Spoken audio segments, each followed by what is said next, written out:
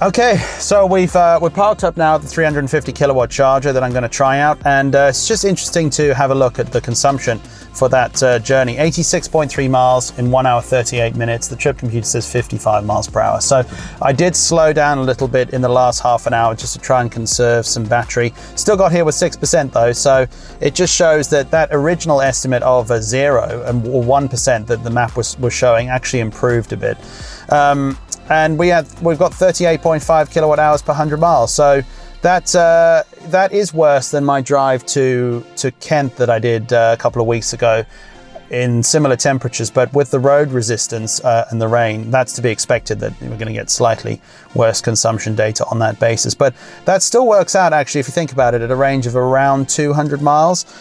So that isn't something that I wouldn't expect, like just to knock off 10 or 20 miles on the range with that kind of water on the road, I think is completely fair. Okay, so I'm standing outside this new Gridserve location, Electric Forecourt. So yeah, quite a long drive to get here, and it is really exciting and really nice to be able to see something like this. It is the UK's first all-electric forecourt. However, the nice thing is the sign very clearly says everyone welcome, and there's loads of car parking space here. So if you aren't driving an electric car, you are still welcome to park here, use the facilities and have a look around. And the really nice thing is I've already met some people who are thinking about electric cars, and the one person who came over to have a chat was asking some questions, and the main reason he came down here was to actually have a look at it and see what kind of facilities exist for when he does go towards the electric car route and ends up with an EV. So that is really nice. It's very inclusive. So yeah, now that we're here, let's go and have a look around and see what this site is like. So if you're like me, you've probably not heard of Gridserve until very recently. I mean, I'd never heard of the company until people started sharing information about this new electric forecourt. But yeah, I mean, have a look at the website. That's probably the best place for information, because I don't really want to go into too much detail in this video about what they are as a company. But their tagline from their website is, "We deliver clean energy solutions that make people's lives better." So yeah, I mean, it's as simple as that. Gridserve is pioneering sustainable energy solutions that are kinder to your wallet and kinder to our world. What's not to like about that? And if you have a look at their website, they're involved in all kinds of things. Leasing of electric vehicles, for example, is one thing that Gridserve do. But this is the Gridserve Forecourt, and you know, affordable charging is one of their key points. So 24 pence per kilowatt. So I just wanted to mention that as the first thing, because it is nice to be able to go somewhere and charge your car and not actually spend a significant amount of money. Now, Ionity charge an absolute fortune unless you happen to have some form of discount scheme through one of their partner networks. Electric Blue and Brighton are charging 27 pence per kilowatt for very slow charging on 3 and 7 kilowatt locations. So here we've got 24 pence on 350 and 90 kilowatt chargers behind me, and that is a really good thing. And this is the array of chargers that they have available here. Now in the center section we've got let's see, 3, 4, 5, 6. Yeah, 6 on each side of 350 kilowatt chargers, and then exactly the same on the other side of 90 kilowatt chargers. So you've got 12 350, I hope I'm right about that, 12 350 kilowatt chargers and 12 90 kilowatt chargers. And that's a lot of charging capacity. So you can see that no one's actually using the 350s at the moment. There's one MG parked, plugged in. But yeah, that caters for everyone, and obviously these 350 kilowatt chargers have got the CCS plug, and then around here we've got the 90 kilowatt chargers that have got the Chainamo plug and also CCS as well. So if you don't need the 350 or it's occupied, then you can use one of these. So yeah, plenty of charging capacity for loads of people to park up. Now, just walking along past these chargers, one thing I really like that you can see above me here is these roof panels. Now, not only do these shelter you from the rain quite well, which is nice when you're getting in and out of the car, but they are solar panels. And this is one of the big things about Gridserve. They are generating their own electricity. So over here on this side, you've got behind there signs, danger of death. Of course, that's to be expected when you've got this much power But yes, they've got their own solar panel systems that they're generating their own sustainable energy from. And on the website, you'll also see information about battery technology for them to be able to store that energy so that it can be delivered to vehicles as and when it's needed. That is very, very cool. And you know, that's the future of electric charging, is being able to go to places where they're able to generate their own energy and their own electricity to be able to then provide that to you as a user. And since I got here, I think I've seen more MGs pull up than any other car brand. And I think that's quite interesting. They're proving to be really popular vehicles. There's a white one here behind me. I haven't seen many of those around in person, but they actually look really nice and a really good size. Also a few Hyundais, there's a Kona here, and a few Nissan Leafs have also pulled up. Now, if we cross over the road from the middle section, there's an array of, we've got a few of these chargers. I believe these are AC chargers for the Renault, most likely to be for the Renault Zoes to use. So yeah, we've got these chargers here. You can plug in this. Looks like there's 1, 2, 3, 4, 5, 6 of those in total. And just down here at the end, you can see there's a Renault Zoe plugged into one of those. Okay, and so finally over on this side of the road, we've got the Tesla chargers. So there's a nice array of Tesla Superchargers over there. Interesting, I've seen a few Teslas using the 350 kilowatt chargers on this side. So I'm sure some Tesla users can point this out, but maybe it's cheaper, 24 pence per kilowatt, I don't know. So I'm not sure, it depends, I guess, on how much you're paying on these, whether or not it makes more sense to actually use the other side. But yeah, Tesla drivers are catered for very well over on that side. And on this side, this isn't much good to anyone at the moment because it's rainy and very cold. But there is a nice little picnic area, which I think is cool. Nice picnic benches, a place to sit outside and have something to eat, get some food from inside or bring your own. There's no reason not to, I guess. And there's also air and water available as well. Okay, so I think it's time to go and have a look inside and see what kind of facilities they have available and food options and what you can do while you're charging. Let's go and have a look. So having a look around inside the Gridserve location, and this is the upstairs area. Really nice. There's a big space for sitting down and you know, maybe working on your laptop. There's also a few meeting rooms that are available to people to use, which is a really nice thing. And obviously once we get past this whole COVID thing, which hopefully, fingers crossed, won't be too long, it will be easier to take advantage of these kinds of facilities without the restrictions that are always in place with trying to make sure nobody's too near anyone else. So that will certainly make the space much more usable. But yeah, really nice upstairs and lots of room to spread out and relax while you're charging. Okay, so hopefully I'm the first person to film the bathroom at this Gridserve. No one ever films bathrooms in places. It's actually really nice. That's the thing. But look at the sink. Look at that. Like this is hotel quality.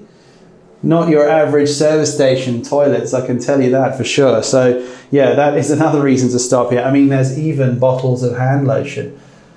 You're not going to see that in your local service station, I don't think, on a regular basis. So, and this one even has a shower in it. So yeah, if you want to take a shower, this is hotel standard. So very, very nice. Bonus points definitely to Gridserve for these kinds of facilities. Toilets, shower and changing. Very, very nice.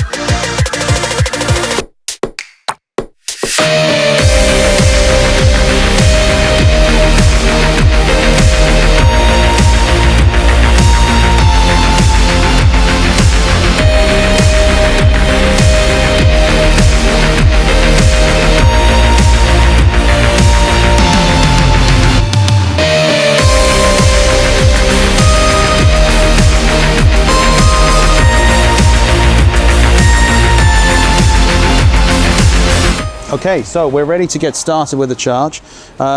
This is the charging unit, so you can see we've got it's really nice, brand new, and the whole concept here is contactless payments. So keeping it nice and simple, so you don't have to do too much. So okay, so the first thing I think is really useful. It tells you in clear steps what you're supposed to do. Connect your vehicle, tap contactless device, or press the tick button for RFID and press X to stop and disconnect. So unlike some of the other chargers we've seen, you know, like even Ionity, it doesn't really tell you what order to do things. You know, it's ambiguous. And the Electric Blue chargers in Brighton, in those videos, okay, they're only 7 kilowatt, but they have no instructions on them. So they may change that, to be fair. But okay, let's get started. So I'll pop open the charging hatch, and so let's connect up the car. So the CCS plug seems to be a reasonable. I can never get these plugged in easily. These are always so difficult to do. So you've got to remember to unplug the little plug at the bottom and then try and wrestle this into place. And if you're holding a camera, it's even more difficult, but managed to do that one-handed. So we've got that plugged in, and now all we need to do is to tap the contactless card over there. So it says processing, remove card, and what have we got on the screen? Verifying you're allowed to start charging.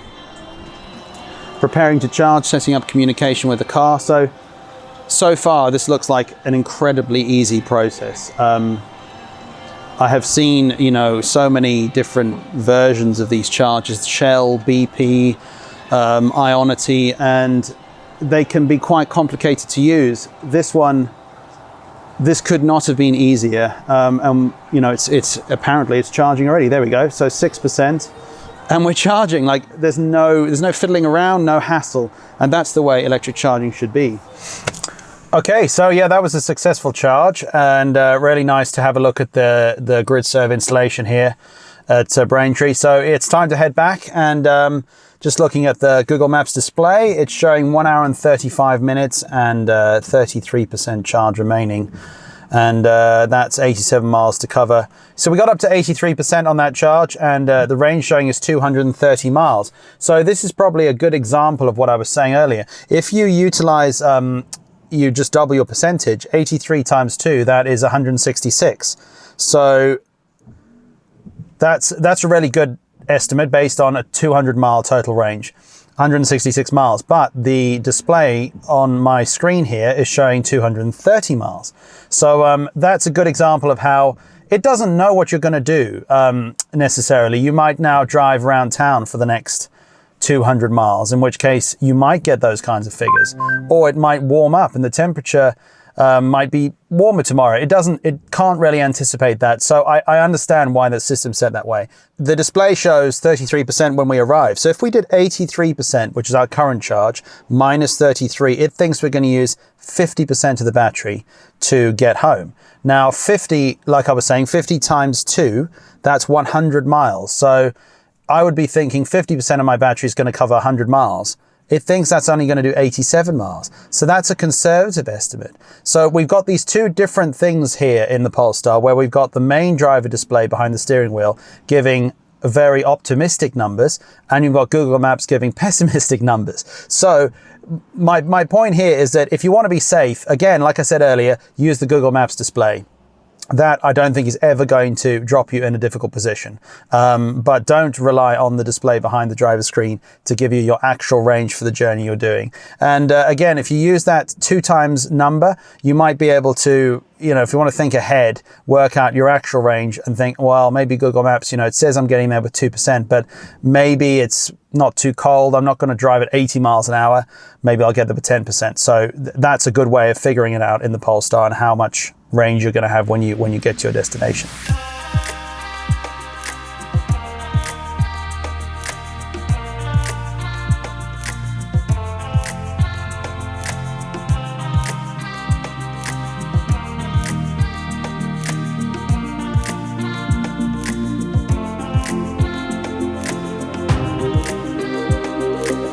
So we're driving over the Dartford Bridge now, and you can see on the camera looking at the front what this bridge looks like.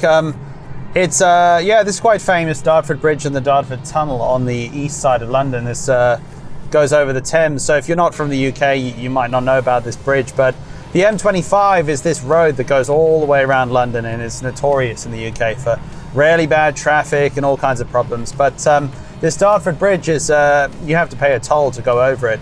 And the tunnel is one section. So if you're heading northbound, you go through the tunnel. If you're heading southbound, you go over the bridge. And the tunnels were built as far as, so I asked Google, so they better be right. In the 60s, it was the first side of the tunnel done. Then they added a second side to the tunnel in the 80s. And then finally they built this bridge in the 90s. And the bridge carries the southbound traffic, and now the tunnels carry, 2 tunnels carrying northbound traffic. And if the bridge closes, then they can revert to using those tunnels. But yeah, it's quite an impressive construction, actually. The only bad thing, I guess, is that you have to pay a toll to go through it. But years ago, I don't really remember when they changed it, but you used to have to pay the toll. You had to stop and pay, and that caused terrible traffic problems. And when they upgraded it to a smart system, the throughput of traffic is so much better now. You just drive through, and you either subscribe and you just get billed by direct debit, or you have to go onto the website and pay for your crossing. So yeah, that's a little bit of information on the Dartford tunnel and the bridge. If you aren't from this part of the country, or if you're from another country, now you know a bit about the M25 and the Dartford Bridge and Tunnel on the Thames.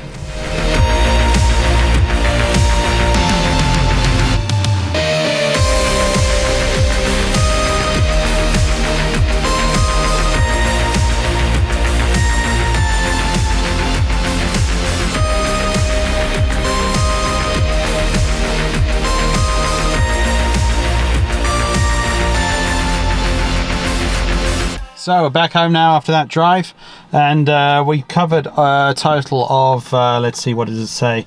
Yeah, 173 miles with 39 kilowatt hours per 100 miles and about 3 hours 21 driving. 53 miles an hour average speed, that says on the display. So 39 kilowatt hours per 100 miles. So let's divide that by 75 kilowatt hours is the total usable amount, divided by 39, 192. So that would be, yeah, the predicted range if you use the entire battery is 192 miles.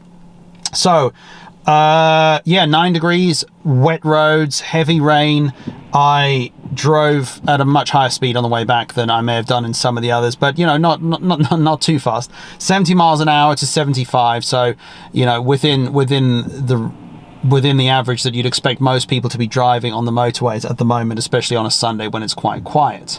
So yeah, just thinking about that, 192 mile range in total. That's not that impressive. I mean, no one's going to say that's what they were expecting to get from the Polestar. The weather conditions really were pretty bad today. You know, you can see from all of the footage out the front of the car that the rain is heavy. There's a lot of water on the road, and the temperature was between 4 and 8 degrees. So I think this is a really good example of a pretty much worst case scenario. If you were going out on a day that you started with 100% charge, and you knew the temperature was around 5 degrees and there's going to be a lot of rain and you're going to be driving at 70, 75 miles an hour, I think 190 miles is a safe bet. Now, if you think about that, that's probably 2.5 hours of driving. So you could do 2.5 hour stops. And I think for me, that's about as much as I'd want to do, because my tolerance for long distance driving isn't fantastic. I mean, I know some people can do like 3 hours without stopping. I can't. 2 to 2.5 hours is perfect for me. Other things worth mentioning, my settings were one pedal driving pretty much on standard almost all the time. I did go one pedal driving off when I was starting to run a little low on power on the way there, just to try and coast as much as possible. That can help to save a little bit of energy as well. But pretty much all with the standard one pedal driving. So yeah, I hope this video has been interesting and it's been helpful, this round trip drive down to the Gridserve at Braintree.